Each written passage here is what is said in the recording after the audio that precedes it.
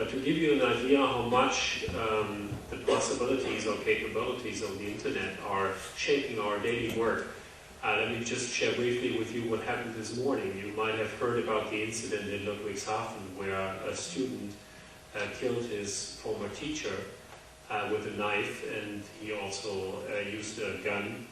And immediately or shortly after this incident, there was a video available about the scenery at the school in Ludwigshafen through the internet, through Twitter. So that shows how difficult it is now for us to deal with the possibilities of the internet, because you have instant access to all video material that can be filmed by anyone who has a little smartphone or a cell phone.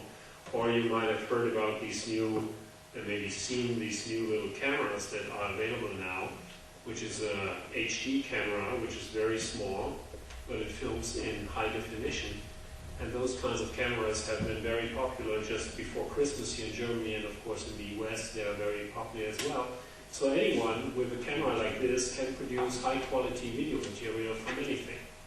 And that poses some challenges to us. We have to, number one, check the authenticity of the material if we have access to it, and we have access to it through Twitter and YouTube and other social networks as well. So we have to find a way to check whether the material is credible and authentic. And number two, we have to deal with the question whether we actually show it, whether there are some ethical standards that we have to take into consideration. And this morning was very interesting to see. We of course had access to the material. We decided to use it, but only after we talked directly to the people who had actually uploaded it to the internet through Twitter. And number two, we decided to digitalize, to pixel the faces of the students on those video materials, of course for privacy rights here in Germany. If you look through some news channels this morning here in Germany, you could see that the news channels, or at least some, they didn't take that into consideration, so you could see the faces of young students on this video material without any digitalization. So those are just two questions that pop up for us, and as you know, the availability of that material is a very powerful tool for anyone.